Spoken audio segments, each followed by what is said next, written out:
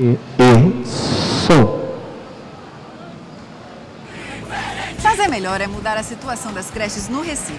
Além de já ter construído 7 creches escolas Recife, outras 6 serão abertas. E a Prefeitura do Recife também está fazendo diferente. A merenda agora está muito melhor. Antes não era assim, não. Agora as merendas são acompanhadas por nutricionistas.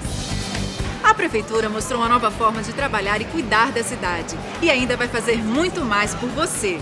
Tem muito trabalho pela frente. Prefeitura do Recife. Fazendo muito suas empresas, mas pelo seu trabalho, dedicação e coragem. Principalmente em momentos difíceis, como o que vivemos agora. Quem conhece muito bem o que faz e ainda assim busca sempre o conhecimento. O Sebrae está ao lado desses empreendedores para apoiar e orientar na hora que eles mais precisam. Conte com o Sebrae. Gestão, inovação e produtividade. Sebrae, especialistas em pequenos negócios. Empresários faz assim, agora lembrei. Sou eu. Ah, tá ouvindo. O povo tá ouvindo tudo já. Tem que desligar aqui. Eu sei, desliga aqui, por favor. Não, ele desligou. Ele desligou daqui, não?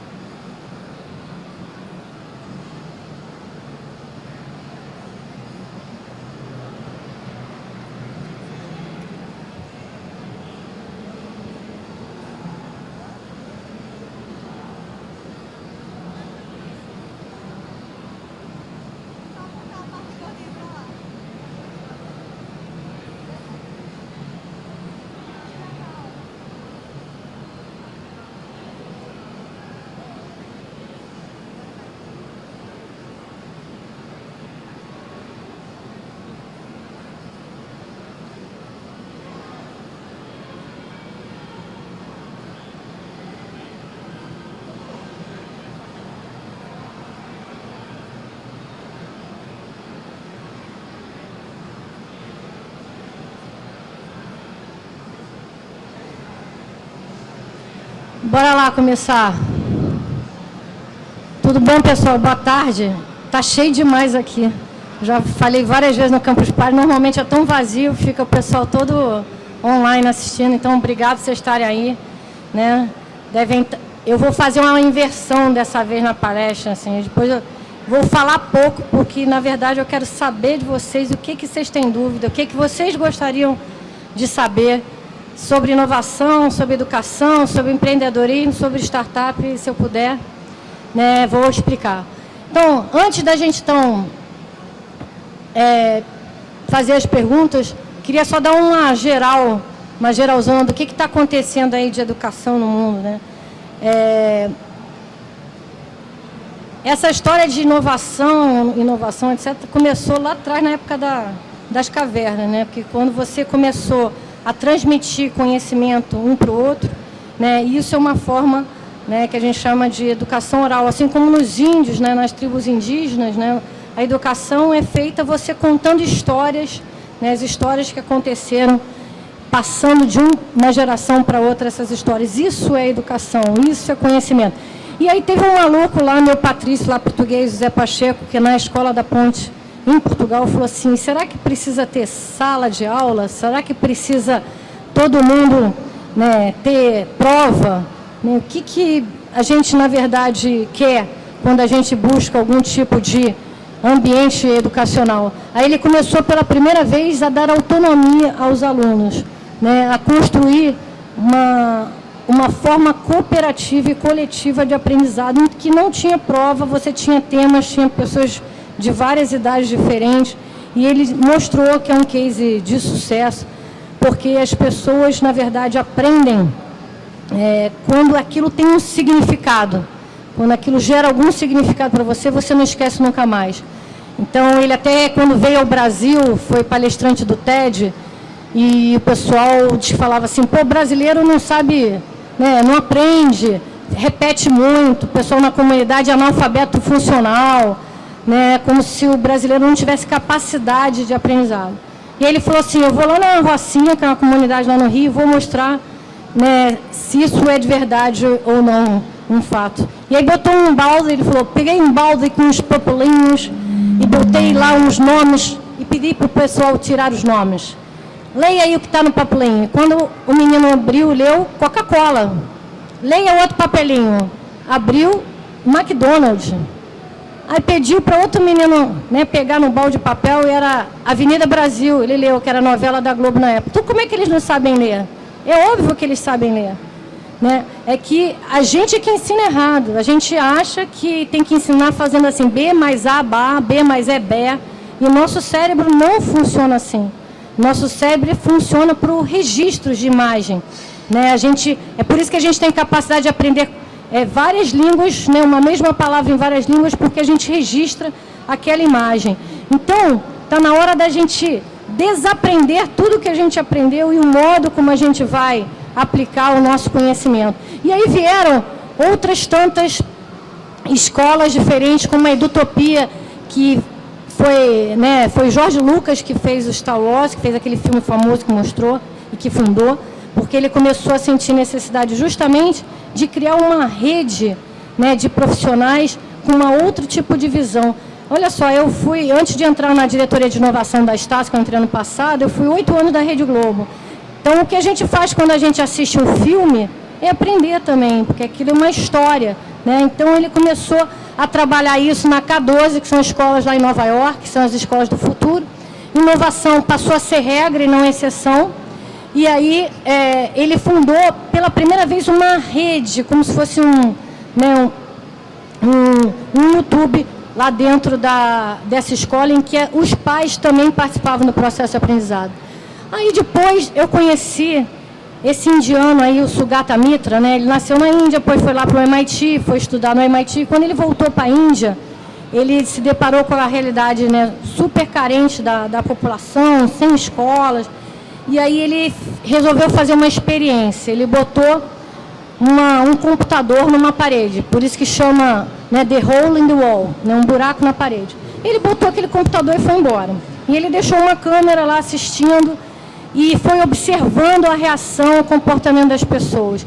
E as crianças chegavam perto, nunca tinham visto aquilo e começavam a buscar um jeito de mexer naquilo, né, que tela era aquela, que mágica era aquela. Em 2 meses, os meninos já estavam, né, jogando aquele game, já estavam interagindo com a tela, sem ninguém ter ensinado nada. Aí ele tinha um áudio, né, além da câmera, ele tinha um microfone, aí 2 meses depois ele falou com os meninos pelo microfone, falando assim, e aí, né, o que vocês estão achando disso? Aí os meninos, mestre, qual vai ser o próximo passo que eu tenho que fazer aqui para ganhar essa fase? Aí ele falou que ele usou uma tecnologia muito importante que ele aprendeu no MIT. Ele respondeu ao pessoal, I have no idea. Eu não tenho a menor ideia. Porque se você dá as respostas, né, as pessoas não vão buscar as perguntas. Então, não é que não vai ter mais professor. Óbvio, né, se eu estou aqui, eu sou engenheira de produção, musicista, porque eu me formei em bacharel em música, em N coisa, mas se eu fiz, foi porque um dia, quando eu estava na escola pública, lá inclusive no Rio de Janeiro, tinha uma professora que despertou em mim a vontade de aprender, a vontade de ser alguém. Então, sempre vai ter alguém que é o orientador, o mentor, o designer instrucional. Porque conhecimento e informação, agora, está espalhado na rede, não é? Eu não preciso mais montar um curso para quem quiser aprender até a programar, não precisa. Tem de graça, inclusive tem até de outras universidades. O MIT botou vários cursos de graça em português.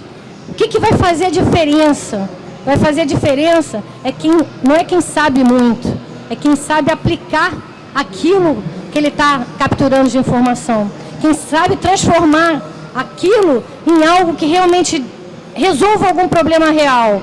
Quem sabe conectar essas informações, esse conhecimento, conectar pessoas, porque ninguém inova sozinho. E foi isso que ele mostrou, que o futuro da educação está na autoeducação.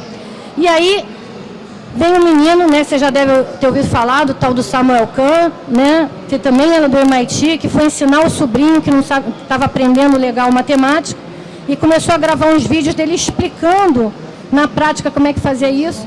E esse menino, com essa coisa simples assim, revolucionou, mais uma vez mostrando como é fácil a gente despertar o aprendizado se a gente se colocar no lugar do outro.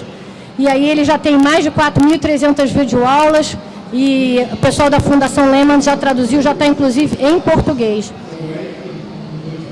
E aí, gente, como eu estava falando, eu comecei, meus pais são portugueses, eu comecei em escola pública, eles não tinham a menor condição de dar nenhum tipo de ensino, então até na faculdade, eu entrei na faculdade de engenharia lá na Federal, através de bolsa, né, na PUC, eu fui da PUC, depois fui da Federal, enfim. Tudo que eu fiz de curso, seja inglês, seja balé, seja não sei o quê, foi por esforço. Tanto da minha mãe, que é que falava assim, minha filha, vai que, assim, a gente, né, para ser alguém na vida, aquela coisa, né, para ser alguém na vida, a gente tem que estudar. Antes bastava estudar, agora a gente tem que saber o que fazer com tudo isso que a gente aprende.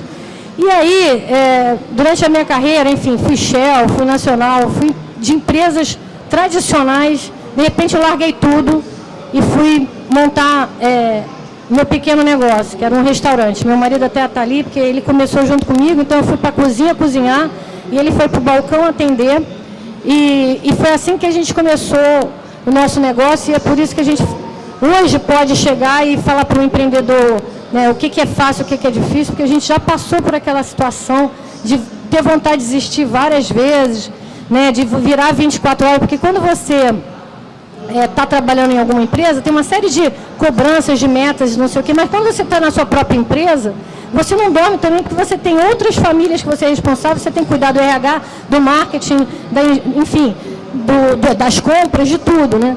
E aí, depois que eu montei essa rede de restaurante, etc., deu certo, cresceu, eu tinha vendido tudo que eu tinha para começar, eu senti a necessidade de começar a multiplicar o que eu tinha aprendido nessa experiência. E aí eu voltei para o mercado e fui chamada pela Rede Globo para aplicar um projeto lá, né, para reduzir a jornada de trabalho. Como eu sou engenheira de produção, eu tinha que otimizar o horário de trabalho das pessoas, porque lá todo mundo era 24/7, só de gravação são 8 horas, fora produção e anteprodução, e eles queriam diminuir de 11 para 8 horas. E aí que eu descobri, né, trabalhando com esse projeto, né, de redução de jornada, como é que a gente consegue inovar de fato, né? A inovação parte justamente né, da melhoria de processo, ou de quem está na ponta e sabe aonde está o problema, né, onde está a dor. E foi assim que em 6 meses a gente fez essa revolução e aí o pessoal me chamou para montar um grupo de inovação. Pô, mano, uma empresa de criatividade, né, que já mexe com criatividade, o que eu precisava inovar? Né? Então, gente, o maior desafio de inovação não é tecnologia. A gente tinha muita tecnologia, tecnologias que vocês nem imaginam, porque quando você vê na tela, você não sabe o que está por trás. Mas, por exemplo, essa série Tapas e Beijos, ela é toda gravada em estúdio. Parece que ela está sendo gravada, né, na rua de Copacabana. Né?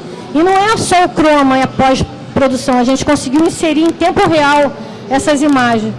Mas aí a gente começou o grupo de inovação sabendo que quem inova são as pessoas, quem inova é gente. E aí a gente formou, começou com 9 pessoas em um ano, eu tinha 1.800 voluntários, entre gente de chão de fábrica, diretor artístico. Pela primeira vez estavam se misturando as áreas de conhecimento, as pessoas que tinham experiência diferente. E pela primeira vez eles tinham o poder. Né? Não era ninguém que estava mandando, eram eles que tinham o poder de falar assim, eu gostaria de inovar nesse processo aqui de montagem de cenário, eu gostaria de inovar nesse processo de pós-produção, e eles fizeram.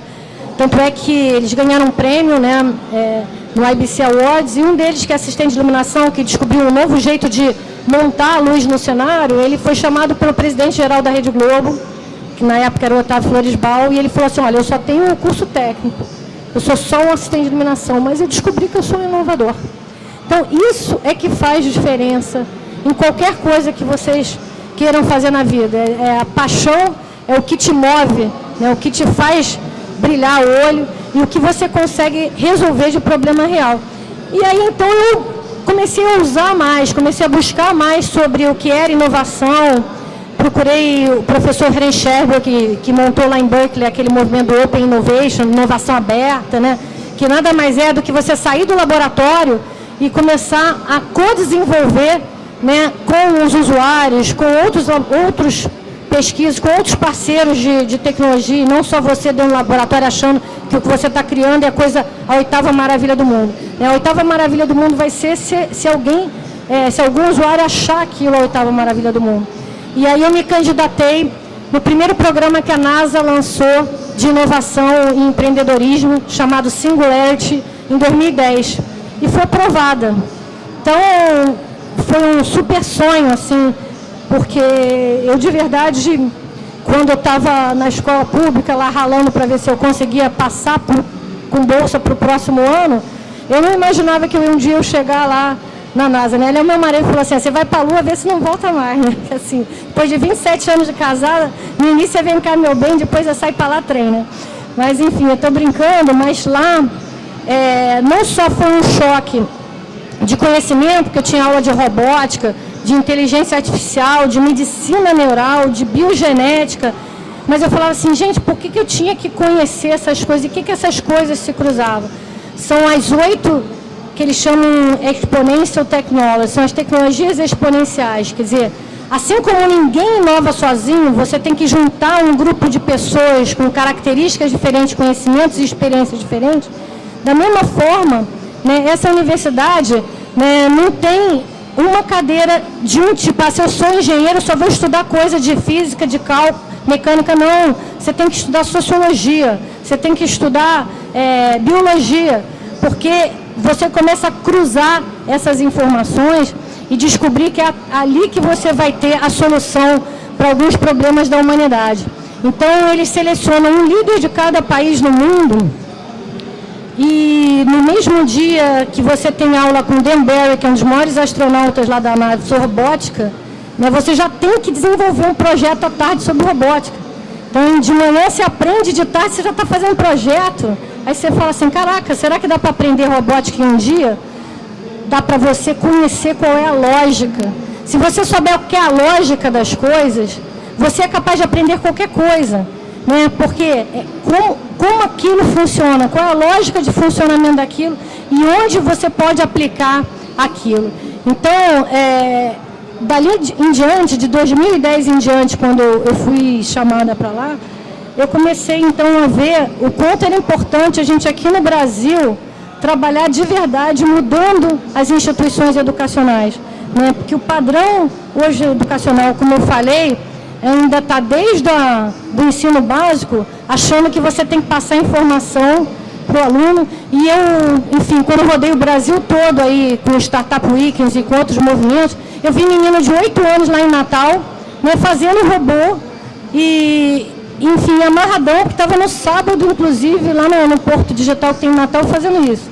Então, isso que me move hoje, o que eu posso fazer para, junto com os alunos e docentes, mudar a forma de buscar conhecimento, a forma de aprender e a forma de resolver problemas, né? A gente só busca conhecimento se for para resolver algum problema.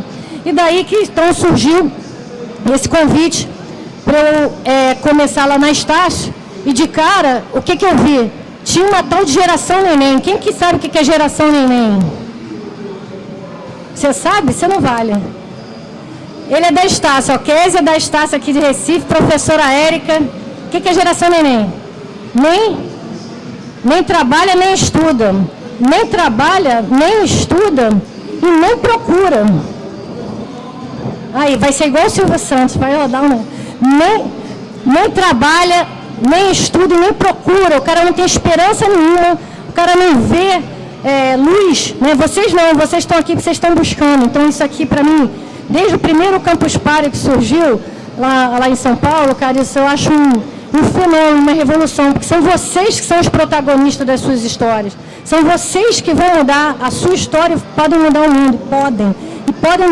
Então, meu objetivo, hoje a Estácio está com 500 mil alunos, mas o nosso objetivo é fazer com que essa geração neném aí de 9 milhões de jovens queiram buscar conhecimento, queiram aprender alguma coisa, tá? Olha só.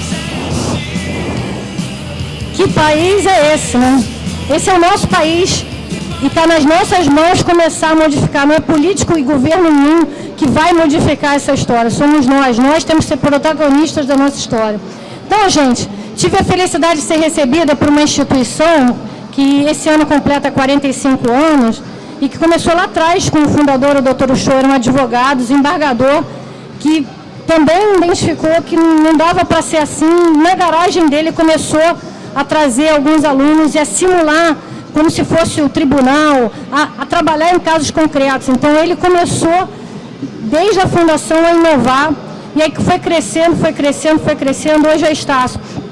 Nos últimos anos foi adquirido por um outro grupo de investimento, que é o GP, né, no intuito realmente de transformar a educação. Então, hoje nós temos 5 mil salas de aula, mais de 15 mil colaboradores, 8 mil docentes, como a professora Érica, que está ali, que está dormindo com os campuseiros. Está dormindo não pode falar. Está acompanhando os meninos para eles não dormirem, né?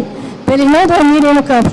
Mas isso tudo só faz sentido, né, se a gente tiver uma causa verdadeira, se a gente tiver um modelo educacional que pudesse realmente ser escalável com qualidade.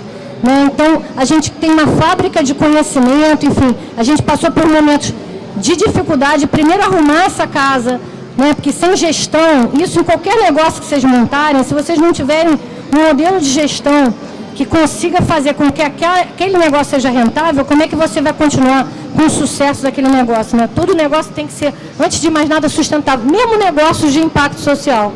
Então, a gente começou arrumando a casa, começou a construir uma fábrica de conhecimento. Essa fábrica de conhecimento foram os 8 mil docentes que construíram todos os conteúdos de todas as disciplinas, material didático totalmente gratuito. Então, se eu estou aqui em Recife, se eu estou no Rio, se eu estou em São Paulo, né, todos os alunos sabem qual é o roteiro e sabem que a qualidade daquela aula vai ser a mesma. Cada professor dá de seu jeito, tem seu jeito de dar aquilo, mas eles sabem que tem uma qualidade que está ali, né, sustentando aquilo.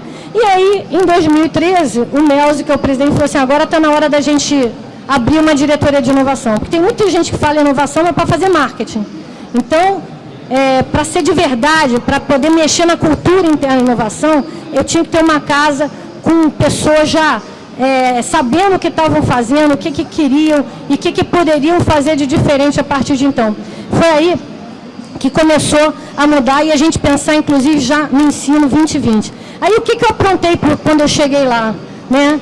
Eu tinha que buscar isso tudo, sabe? Como é que eu ia fazer relacionamento com os alunos ser diferente, como é que a gente fazer pesquisa ser diferente, permitir que o aluno tivesse uma área de orientação de novos negócios, né, que já tinha o Espaço E3, já tinha orientação de carreira. Como é que a gente faz para potencializar todo esse esforço que o pessoal estava fazendo, porque realmente o que interessava era o que poderia mudar na vida desse aluno. Foi aí, gente, que eu falei para o presidente, olha, lá nos Estados Unidos eu ouvi uma frase do Peter Drucker que falava, a melhor maneira de prever o futuro é criá-lo.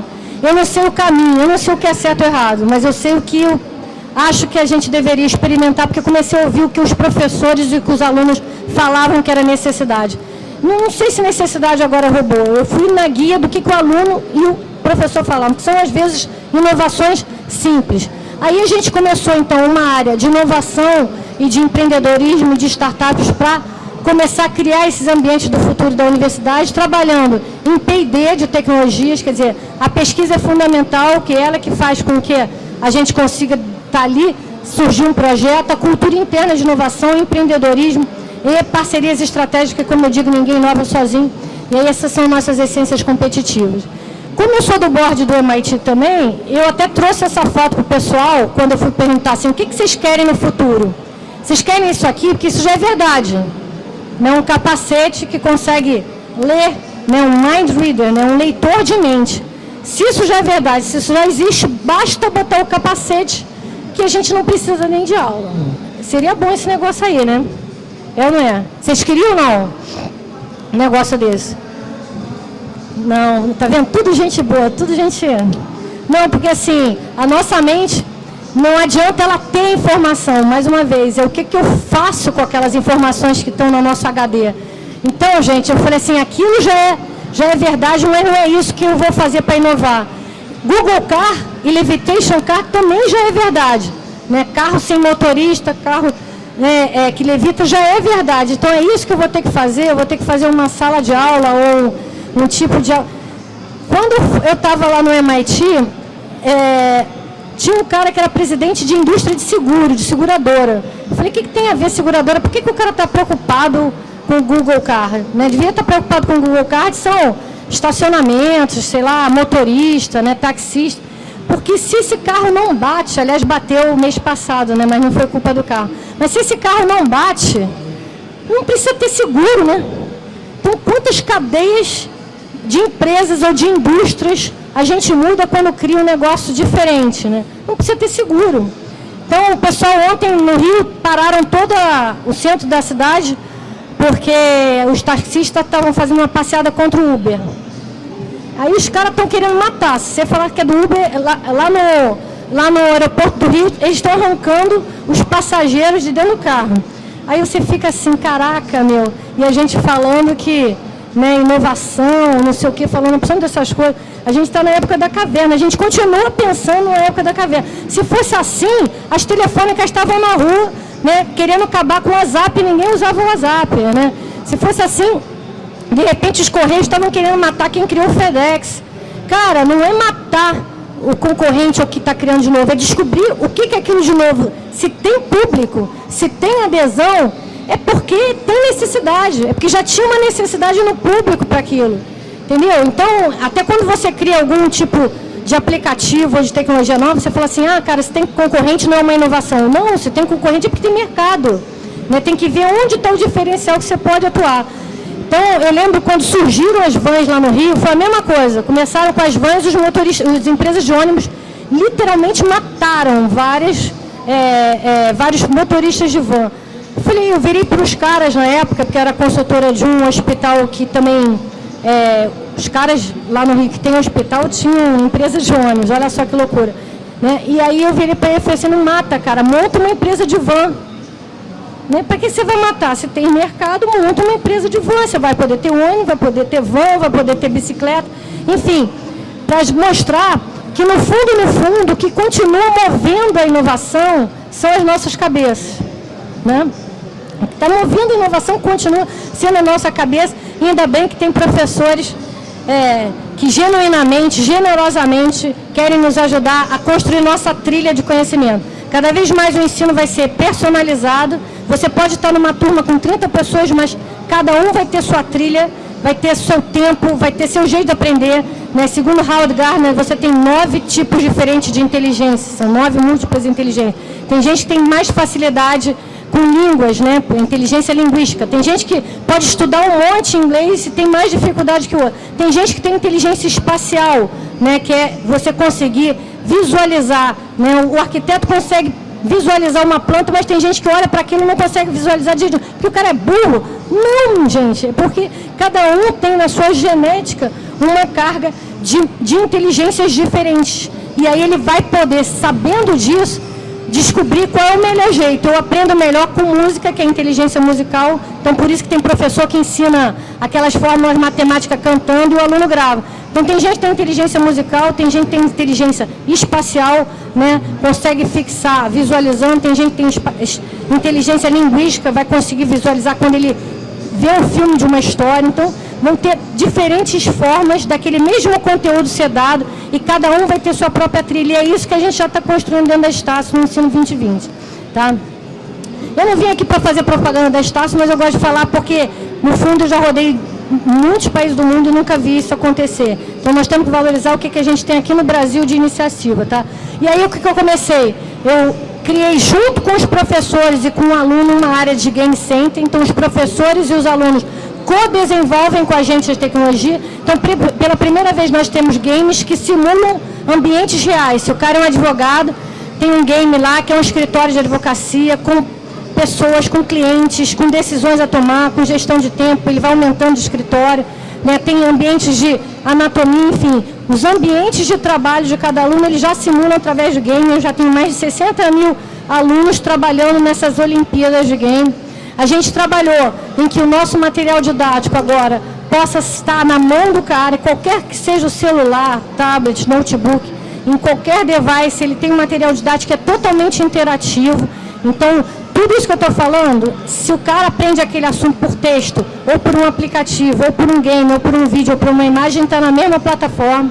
Né? A gente já está trabalhando com o Google Cardboard, então o Google Card custa R$10, qualquer um pode ter. Você, com seu próprio celular, você vai começar a ter laboratórios de EAD com realidade imersiva e realidade aumentada. Então, a gente está juntando as duas tecnologias para você poder não só entrar no ambiente 360 graus, mas manipular os objetos. E aí a gente pode ter laboratórios de mecânica, de química, de anatomia, enfim, de qualquer área de conhecimento em casa.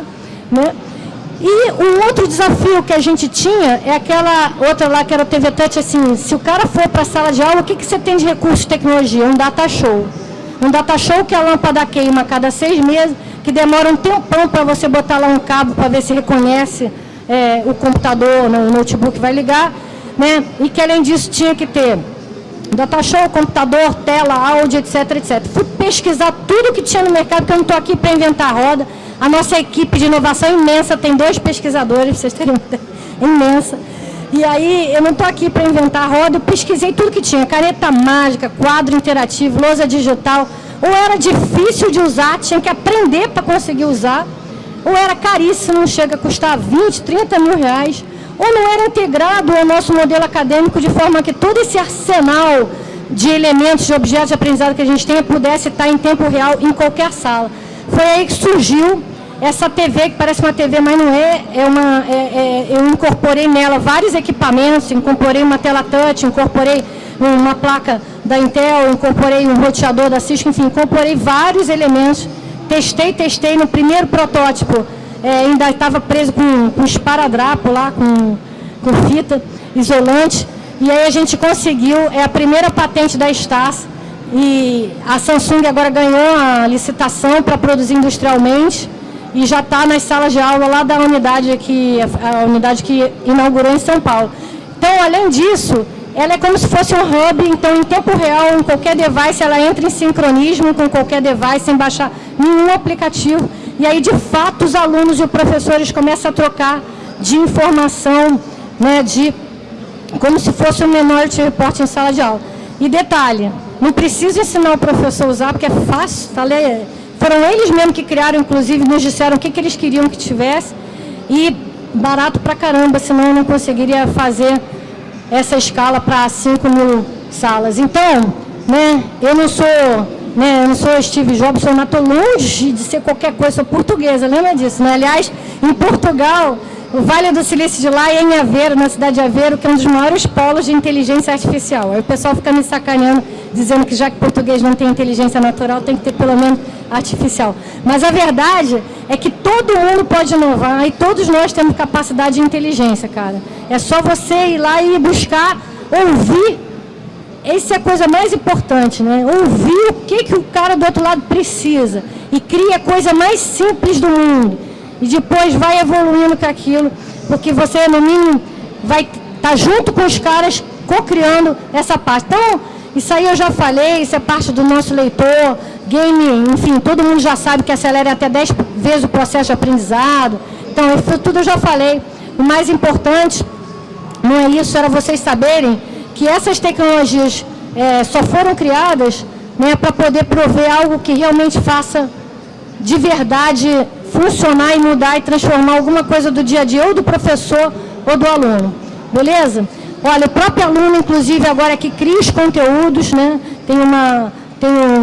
Ele mesmo é que cria os conteúdos, ele que indica para o aluno, enfim, isso não me pertence. Né? Isso pertence à nação da comunidade Estácio que participa conosco desse projeto, tá vendo? Beleza?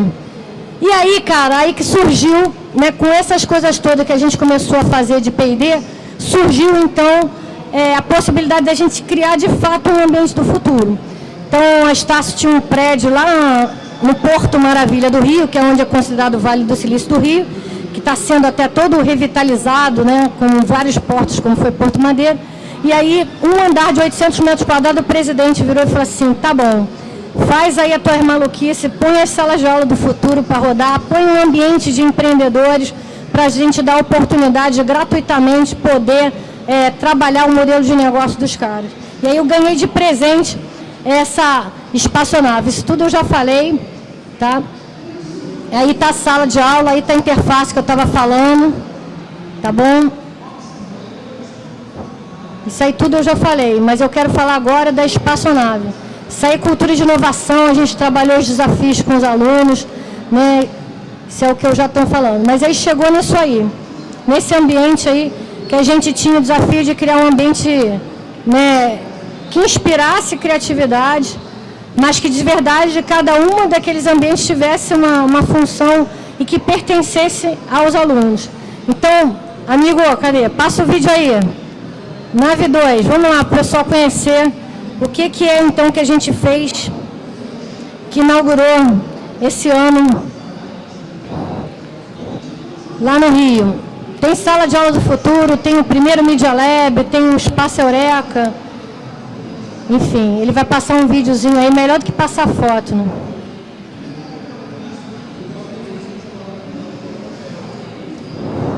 Nave 2. Tá dando para ouvir aí? Tá, né? Porque tá tudo...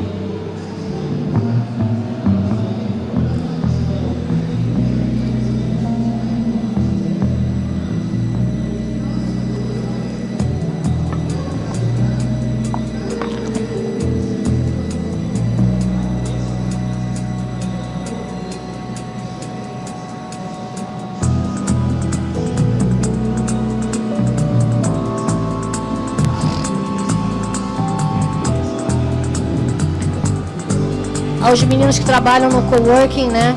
São selecionados para montar a startup.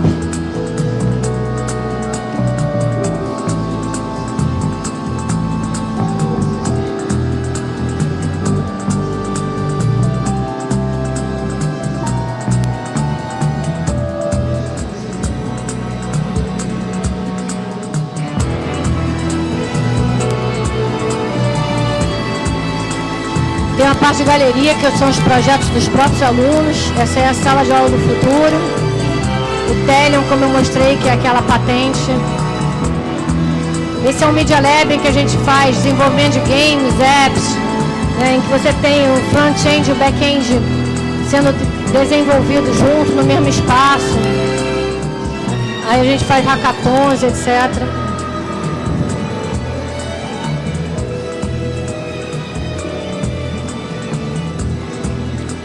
Então, eles não estão numa sala de aula fechada e estão aprendendo. Eles passam no mínimo 8 horas por dia lá, não tem hora para entrar ou para sair, enfim, o ambiente é deles. E então tem uma área que é um coworking de startups que são selecionados para o Startup Nave, né, que a cada ciclo de 5 meses é selecionado um grupo de empresas, né, de startups, para ser pré-acelerado lá, em que ele recebe workshops, inclusive do Guga. Cadê o Guga? O Guga está aqui. Workshops de grandes mentores, porque a gente não dá aula, a gente já aplica os conhecimentos, seja de Canvas, seja de Lean, a gente já aplica no próprio negócio dele, né? Orientação financeira, orientação jurídica, networking com os maiores mentores, são desde CEOs de empresa a pessoas especialistas daquele segmento. Então a gente tem startup desde Tinder para cachorro, né, que é o Dogs Apps, a startup na área de saúde, como foi a Plataforma Saúde, que nasceu numa comunidade, nasceu lá no Morro da Providência, no primeiro Startup Week que foi feito numa comunidade, e ele foi o primeiro lugar, e depois concorreu para a pré-aceleradora da Nave. Hoje é uma das startups de saúde mais destacadas no mundo, inclusive eleito pelo BID, um dos maiores impactos no mundo, né? Um cara brasileiro que veio de comunidade e que, enfim, está mostrando que é possível.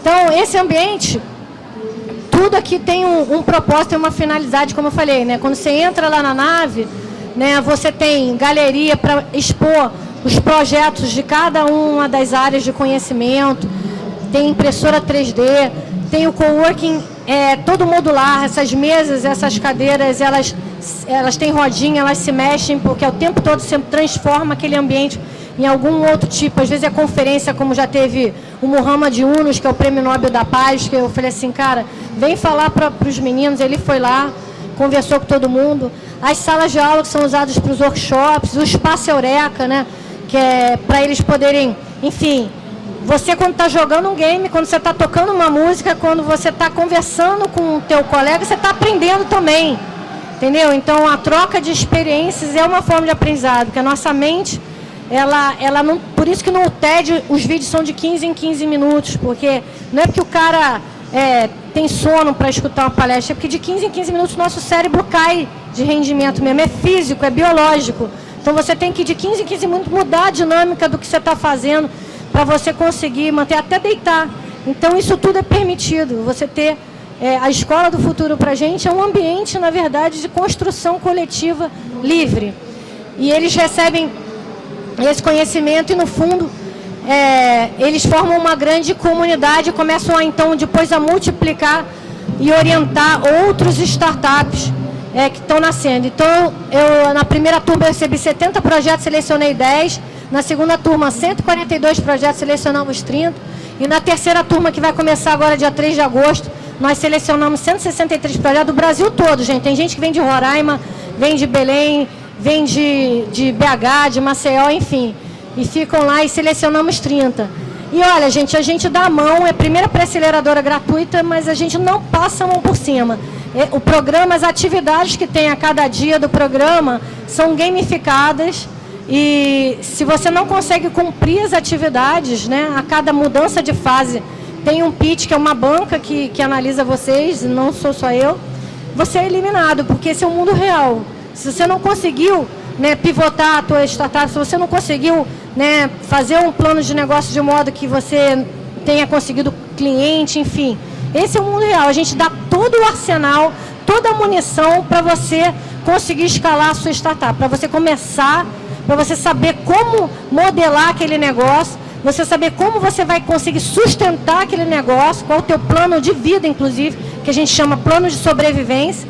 Mas se a cada fase tu não conseguiu cumprir as atividades mínimas, cara, então esse é o mundo real, porque que você não está realmente com vontade de ser um empreendedor, né? Então,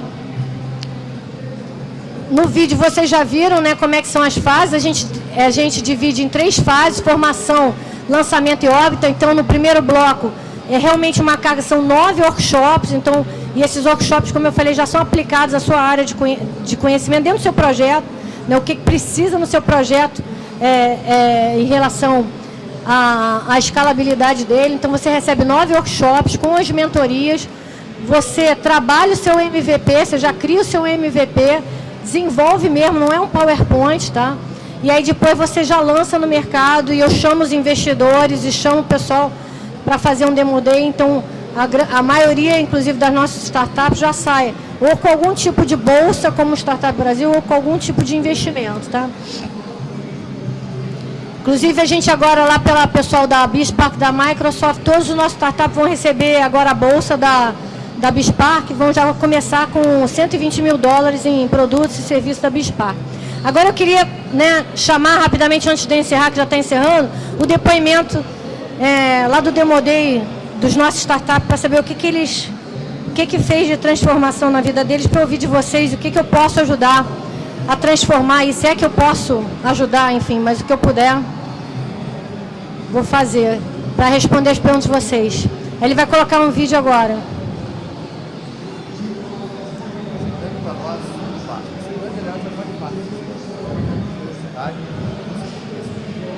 Não, está aparecendo som, mas não está aparecendo imagem.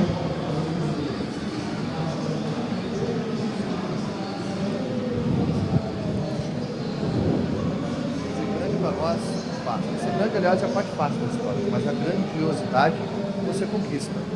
E você só consegue ser grandioso se você sonhar do jeito certo. Esse é o nosso presidente, Rogério Melzo. Então, meu nome é Marlon Kaufmann. Meu nome é Helder Alex Bordalo. Meu nome é Rubem Vinha. Sou o Gustavo. Essa é a Vanessa. Sou o fundador da Radar 77. Da startup Ticketfone.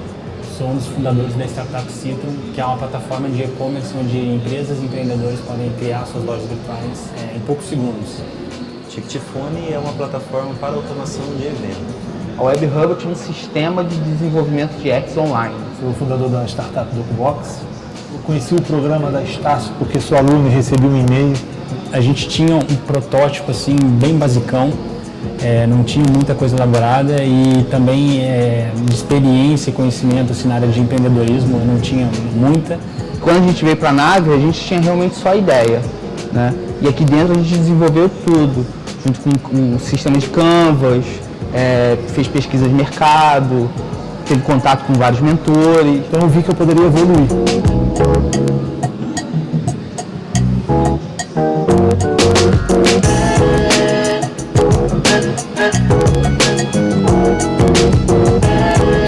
Pronto para apresentar um pitch para qualquer investidor. Quando a gente entrou aqui, a gente ainda estava validando momento. o modelo de negócio. Então a gente passou pelo todo o processo de mentoria, capacitação. Era exatamente isso que a gente estava querendo procurar, né? Então eu vi que poderia ter uma oportunidade de aprendizado, para evoluir meu aprendizado aqui dentro. E dentro desse modelo de startup, nós teríamos uma possibilidade muito maior, né, em termos de ganho, em termos de escala, em termos de prospecção de cliente. Quando a gente chegou, a gente veio realmente procurando transformar uma solução em uma startup. E a gente sai daqui hoje com uma startup que está ganhando agora no mercado nacional. Eles vieram de Roraima, esses dois. Esse é o nosso presidente Melzo. Ele pessoalmente acompanha cada um interesse agora no momento dos projetos. Continuar com essa validação que a gente aprendeu aqui, como fazer. E alavancar ainda mais o meu negócio. É usar o nome da Estácio como referência de aprendizado que eu tive. Tem agora uma base de criação de negócios e espero continuar aí minha vida de empreendedor daqui para frente. Então, para a gente isso foi assim muito bom, porque a gente chegou com uma solução que transformou numa startup agora que a gente já pode dizer como startup de sucesso. E hoje em dia a gente já está faturando com ele.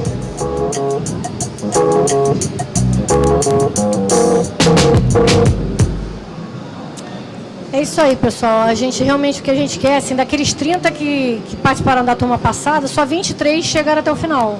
Mas é isso, o cara chega com fome de realmente captar cliente, de ir para mercado, mesmo que ele não tenha investidor, o cara tem cliente, se ele tem cliente, ele está faturando, ele está botando o negócio dele para rodar.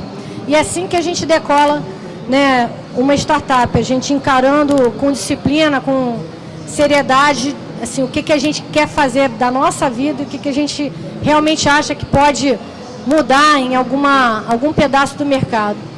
Então, enfim, Isso aí é só para terminar, porque a gente rodou, apoia vários Startup Weeks, que eu acho que é meio que a forma como o pessoal tem de ver que é possível, né, sair de uma ideia para um projeto. A gente trabalhou também uma série de vídeos, são 10 vídeos com grandes especialistas, cada uma numa área de conhecimento, para distribuir gratuitamente para todas as unidades, para começar o pessoal despertar e entender o que é isso, que bicho é esse, né? Porque todo mundo fala de startup, mas eu lembro que o Samir do Crânio, ele nasceu aqui na Campus Party. Vocês conhecem o Crânio, não? Então, o Crânio é um aplicativo de educação, enfim, em forma de quiz, que nasceu aqui. E ele veio de Juiz de Fora e na época ele não sabia nem o que queria dizer startup, entendeu? Mas ele hoje, inclusive, é um cara que já escalou o mundo todo. Então, a gente hoje é parceiro de outros startups para desenvolver tecnologias para dentro de casa, tecnologias educacionais. Então, Geek Game, Crânio, Sambatec, enfim. E também são parceiros de empresas de tecnologia e de outras universidades como o MIT, para poder continuar a trabalhar aí essa forma diferente de buscar inovar na educação. Gente, era isso que eu tinha para falar, agora eu quero ouvir. Se tiver pergunta, estou aí para responder. Alguém aqui tem startup já? Já? Qual que é a tua startup? Oi? Startup chama Tracked, que é um rastreador de malas que identifica também se a mala está sendo violada. Eu queria fazer uma pergunta para você. Pô, que legal, um rastreador de mala, gostei. Aí não precisa mais ficar envelopando aquele negócio de plástico lá no aeroporto? Vai quebrar a indústria do cara lá. Porque o diferencial rastreadores existem vários, né? Mas que identifica se a mala está sendo violada e já avisa de forma instantânea, algo parecido a gente ainda não encontrou. Viu? Pitch Elevator, 1 minuto, vamos embora. O que você quer saber? A minha pergunta é baseada na parte de educação. Como que você vê a gestão e transferência do conhecimento, como que isso vai se dar daí para frente? Se um conhecimento tácito, se ele vai ser possível ser sistematizado, essa transferência desse conhecimento. Então, foi aquilo que eu falei, cara, assim, o conhecimento, na verdade, a informação está aí, em qualquer lugar, né, seja num ambiente como esse, você tem informação pra caramba, seja na rede, enfim. O conhecimento vai se dar através de desafios, que tipo de projeto, né, você vai desenvolver, e realmente vai ser um conhecimento tácito, como você aplica isso. Muitas vezes é melhor você não ter conhecimento anterior nenhum, outras vezes existe uma outra corrente, vamos dizer assim, que fala que é melhor você já ter todas as informações para depois, quando for trabalhar em grupo, já saber como trabalhar. Ninguém sabe o que é certo e o que é errado. A única coisa que eu sei de verdade é que aquele aluno do passado, que era aluno que sabia decorar bastante, que sabia, né, o cara bom, o cara fera, que tirava nota 10, era o cara que conseguia decorar mais, né? Conseguia fixar no HD dele mais informações para passar na prova, para passar no vestibular. Não é esse o cara que vai ser o sucesso de hoje e de amanhã. O sucesso de hoje e de amanhã é o cara que pega as informações e sabe como aplicar. Por isso que na Universidade da Coreia, por exemplo, não existe mais vestibular. Os alunos são selecionados através de games, através de atitude, né? Qual é a atitude do cara, qual foi a reação do cara, o que você faria nessa situação. Então, a parada vai ser outra. Realmente vai ser um conhecimento aplicado a algum tipo de projeto, junto com pessoas de, como eu falei, de experiências e naturezas diferentes. Respondi, não? Quer uma camiseta da nave? Você já tem a startup que é verde, roxo ou azul? Hã? Verde? A sua startup não precisa de pré-aceleração mais, é isso? Você já está incubada onde? Hã? Na Uniub, que é a Universidade de Uberaba, Minas Gerais. Bom, legal, viu? Boa, palma para ele. O cara está correndo atrás. Quem mais? Quem mais quer perguntar alguma coisa? Pois quem quiser a informação da nave está aqui. Pode pegar aqui. Quem mais? Eu. Opa, eu quem? Eu. Diga lá. Eu vi que o processo de vocês tem um grande número de inscrições e um corte bem significativo de selecionados. Eu vi também que tem 3 passos, que é a formação, o lançamento e a órbita. Assim.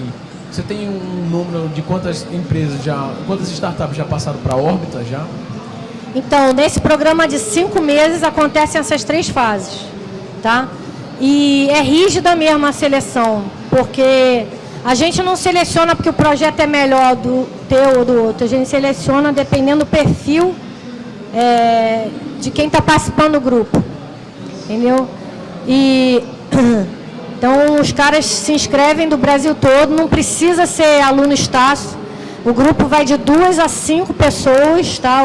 A sua startup pode ter de 2 a 5 pessoas. E se pelo menos uma dessas pessoas foi aluno, ou é aluno, ou, enfim, já formado de algum curso da Estácio, até de Pronatec, ou de curso livre, enfim. Aí ele se habilita. Mas os outros podem ser de outras universidades, ou já formados. Mas isso para a gente dar oportunidade é que os alunos tenham, né, vontade e coragem, né, de colocar a sua startup na seleção. Então, eles preenchem uma série de informações sobre o projeto, sobre a startup deles, sobre cada um dos participantes. Tem um comitê que seleciona, e aí é um corte quase que na metade, tá? Depois eles vêm fazer um pitch presencial, quem mora longe faz um pitch via nossa TV lá. Tá? E a partir desse pitch é que é definido quem realmente vai passar pelo programa. Que como o programa é gratuito, a gente tem que realmente valorizar quem corre atrás, entendeu? Então, como você viu, da primeira turma de 70, só 10 entraram no programa. Nessa turma aqui, de 165, só 30 entraram no programa. E aí, durante os 5 meses, eles recebem toda essa carga de informação, de trabalhar essas experiências aplicadas ao negócio dele, as mentorias, etc. E de uma fase para outra, né, eles passam por uma espécie de pitch, de apresentação. E aí, mais uma vez, tem um comitê que analisa assim, esses caras têm condição de evoluir, ou evoluíram, ou não evoluíram. Mas tem várias pontuações, tem pontuação desde qual atividade que ele cumpre do plano de sobrevivência dele, enfim. Não é uma coisa para ferrar o cara. É uma coisa para justamente mostrar para ele que o que ele conseguiu evoluir, o que ele precisa evoluir. Tá? Então é bem rígido mesmo, que esse é o mundo real, né? Então quando ele sai, todos os startups que se formaram agora, os 23 que se formaram, eles têm total condição de ser competitivo no mercado nacional ou global. Tá? Respondi. Quer camiseta? Se não quiser também não tem problema. Ou quer um carregador de celular? Quer? Então tá bom. Tem que botar para carregar primeiro, senão não funciona. Boa tarde. Boa tarde. Meu nome é Mávia. Oi, Mávia. No caso, para a gente estar se candidatando, se a gente tem mais de uma ideia, a gente tem que pré-selecionar para estar fazendo essa inscrição ou pode, de repente, fazer mais de uma inscrição para estar se candidatando? Boa pergunta que ela fez, sabe? Porque o cara, tem gente que virou empreendedor serial. Assim, eu tenho uma professora até de Maceió, chamada Ale Pontes, que ela começou no Startup Education lá em Maceió, foi finalista fazendo um game e de repente ela começou a participar de vários, aí daqui a pouco tinha 4 startups. Se você tem 4 startups, você não tem nada. Porque, na verdade, você está falando de um negócio. Então, cara, tu tem que escolher qual negócio que tu quer. Entendeu? É escolha de Sofia mesmo. Na vida, o mais difícil é dizer o que eu não quero, né? Não, isso não quero, isso não quero, isso não quero, é pá. Então, se você tem 2 ideias, primeiro que ainda não é um projeto, 2 ideias, escolhe qual ideia que você acha que tem mais significado para você e tem mais relevância no mercado, nesse mercado que você está querendo impactar. Escolhe uma, velho, não pode ser mais de uma. Você não vai conseguir nadar abraçada para todos os lados. E obrigatoriamente eu tenho que ter alguém que já estudou no Estácio para estar escrevendo ou... Então, do grupo, vamos dizer, você tem um grupo de 2, 3, 4 ou 5 pessoas, pelo menos um tem que ter sido aluno, ou ser professor, enfim. Pelo menos um tem que ter algum tipo de relação com a Estácio. Beleza? O que você quer? Você quer caderno, camiseta, ou bateria ou não quer nada? Pode escolher, não quer nada. Tá vendo? As pessoas não sabem, tá vendo? Eu não sei, estou em dúvida. Então depois você diz. Depois... Quer bateria? Quer uma bateria, carregador de bateria. Eu tô igual o Silvio Santos agora. Você quer um carregador de bateria, você quer um caderno ou você quer uma camiseta? Um carregador. Carregador? Beleza, então segura aí. As pessoas aqui no Brasil têm, né? O professor Vanderlei Matiniano. Honra. Eu já quero um carregador de bateria. Você quer um carregador? Eu acho que acabou, será? Olha aí. Ah, tem um. Olha, mas tem que fazer uma pergunta para ganhar. Vou fazer uma pergunta. Professor único brasileiro na Escola 42, que é uma escola do futuro lá da França, né, Isso, professor? é uma escola bem interessante. Especialista em neuroeducação. Viu a palestra lá sobre a educação do futuro. Mas essa palestra aqui Então, é sua, eu só estou realmente... A educação, o futuro é hoje. Então, o que você gostaria de perguntar, professor? Olha, o que você acha, Lindália, exatamente quais são as expectativas da integração do empreendedorismo na formação dos estudantes ou dos atuantes no futuro? Porque a gente fala de futuro, mas não é tão longe assim, pessoal. As tecnologias avançam em velocidade exponencial, a gente não pode esquecer disso, hein? Pode jogar. Aqui. Ela quer complementar a sua pergunta. A gente já fizemos uma conexão aqui. Agora estou começando a sentir que ela medo. peça o meu carregador, eu vou... Vai segurar? Seguro. Aí. A mesma pergunta. Na educação básica. Boa. O que empreendedorismo tem a ver? O pessoal antigamente achava que empreendedorismo é só coisa para curso de administração, né? Administração, economia, não sei o que, não sei o que. Cara, ser empreendedor, acabou o tempo. Eu vou responder a pergunta. Ser empreendedor é, antes de mais nada, você ter uma atitude que queira desafiar algum status quo, alguma coisa, um modelo qualquer de venda, de indústria, enfim, alguma coisa que você acha que poderia transformar. Então, para isso, você pode estar na medicina, pode estar no design, pode estar na sociologia, pode estar na física, pode estar em qualquer área de conhecimento. Lá no MIT, quando eu estava lá no MIT Media Lab, no board, assim como quando eu estava na NASA, a gente, na verdade, trabalha lógicas. Qual é o mindset? Né? Então, quando a gente, por exemplo, tem design thinking, é o pensamento de design. Como é que você desenha aquele negócio, aquele protótipo. Não é porque você é desenhista. Como é que você cria o protótipo para aquilo. E lá no MIT já tem computational thinking, pensamento computacional. Você não precisa ser programador, você não precisa ser alguém ligado à análise de sistema para você ter o conhecimento, o pensamento de como funciona aquela lógica. Então, para a gente na Nestácio, empreendedorismo tem que estar em todos os cursos, e já está. Então, é livre para qualquer curso, qualquer disciplina. E, na verdade, os professores passaram conosco por vários Startup Weekends, eles viraram alunos. Os nossos professores quiserem ser mentores, tem que virar aluno. Porque, na verdade, como eu falei, o professor vai ter que passar a ser o orientador, né, daquela carreira, um orientador daquela trilha do conhecimento. E respondendo a você, isso é tão importante que lá nos Estados Unidos já tem um movimento, uma escola chamada 8 and Up. 8 e Up. Então, a partir de 8 anos, eles já trabalham esse mindset de empreendedorismo. Aqui no Brasil tem algumas iniciativas. Tem o pessoal do Mob Geek, tá? Tem algumas iniciativas de escolas que já estão trabalhando. Não é só robótica, gente. Tecnologia, como ele falou, tecnologias são exponenciais, estão mudando a todo tempo. É você usar o mindset de negócios, é o mindset de transformação de algum processo, de algum produto, de algo que seja escalável no dia a dia. Então, as escolas de empreendedorismo para criança estão surgindo agora. E que bom, porque na hora que o menino começa a pensar, como eu faço uma festa, né? Eu tenho que dar uma festa em casa, como é que eu faço? Ele está para planejar, para organizar, para ver se aquilo dá dinheiro ou não, ele já está construindo um pensamento. E ele não necessariamente precisa abrir um negócio dele ou ser uma startup para ser empreendedor. Eu posso ser intraempreendedor. Né? Cada vez mais as grandes organizações estão procurando jovens, talentos, etc., líderes, que transforme a sua unidade de trabalho numa unidade de negócio. Então, você pode trabalhar numa outra startup, pode trabalhar numa outra organização, não necessariamente você precisa abrir uma startup, que é um negócio escalável, mas você pode, então, com isso, você passa a ter uma mente de resolução de problemas, que é o que faz total diferença na nova geração. Beleza? Ó, acabou o tempo. Acabou o tempo, eu respondo ali. Beleza? Senão o pessoal vai brigar comigo. Valeu. Obrigada pela paciência, pela atenção. Quem quiser saber a informação da nave, tem aqui. Tá bom, pessoal?